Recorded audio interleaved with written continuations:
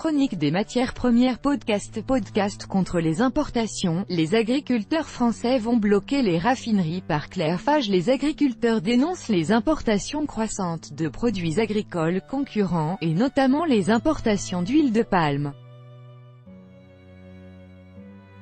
CC0 Pixabay, Tama 66. Les agriculteurs français vont bloquer les raffineries et les dépôts de pétrole, à partir de dimanche 10 juin, à l'appel du premier syndicat agricole, la FNSEA. Ils dénoncent les importations croissantes de produits agricoles concurrents, et notamment les importations d'huile de palme, qui feront tourner la nouvelle usine de biocarburants de Total dans le sud de la France. Les 450 000 tonnes d'importation d'huile de palme accordées au géant pétrolier Total pour fabriquer du biodiesel à la Med, sud de la France, c'est la goutte d'eau qui a fait déborder le vase, selon le syndicat agricole français. Forcément demain ce seront 400 000 hectares de colza en moins, juge-t-il. C'est pour cela que la FNSEA a demandé à ses adhérents dans toute la France de viser les raffineries et les dépôts de pétrole. Le poids croissant de la concurrence 13 sites au total, aux quatre coins du pays, devrait être bloqué par les tracteurs à partir de dimanche prochain.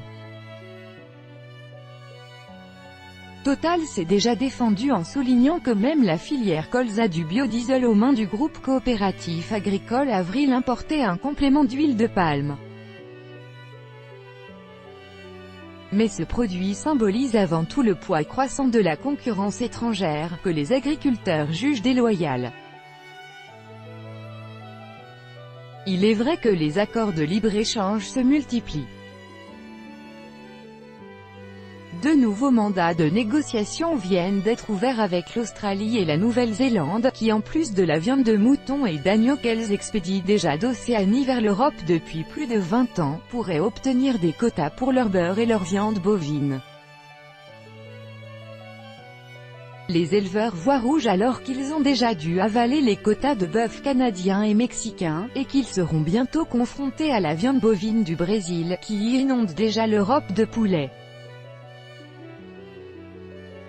Le sucre et l'éthanol brésilien menacent également les grandes cultures en France. Manque de cohérence dans les normes entre les pays. En résumé, la FNSEA dénonce le manque de cohérence du gouvernement qui rend possible ces importations tout en imposant des normes de plus en plus strictes aux agriculteurs français en matière d'environnement ou de bien-être animal, que ces pays ne supportent pas. La mobilisation des agriculteurs intervient à un moment bien précis, avant l'arrivée au Sénat du projet de loi issu des États généraux de l'alimentation. Un texte censé garantir aux agriculteurs une meilleure part de la valeur ajoutée, ce qu'ils saluent. Mais qui en première lecture leur a surtout promis des charges supplémentaires, comme la suppression des ristournes ou la hausse des cotisations agricoles, alors que se profile déjà la fin de l'herbicide à base de glyphosate. La FNSEA réclame une étude d'impact avant toute nouvelle réglementation. Le syndicat agricole exige aussi un allègement du coût du travail des saisonniers. Archive 1, 2, 3. Suivant, dernier, la Chine prête à importer davantage de coton américain. Pour amadouer Trump, la Chine s'apprête à importer davantage de coton américain.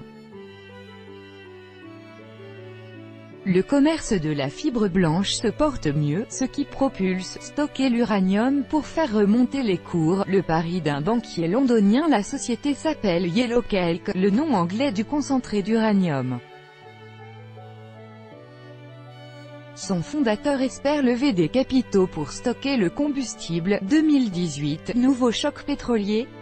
En Jordanie, le Premier ministre vient de démissionner ce lundi, après 5 jours de manifestations contre l'inflation et particulièrement l'augmentation. L'acier et l'aluminium, deux métaux stratégiques pour les industries. L'acier et l'aluminium, on ne cesse d'en parler depuis que les États-Unis ont décidé de les taxer à l'importation en L'hydrogène a de l'avenir. L'hydrogène qui permet à des voitures de rouler à l'électricité, grâce à une pile combustible éthyle. Le carburant grêle sur le vignoble français. En France, des milliers d'hectares de vignobles ont été détruits par des orages de grêle violents, ce week-end, en Gironde, en Charente. 1, 2, 3.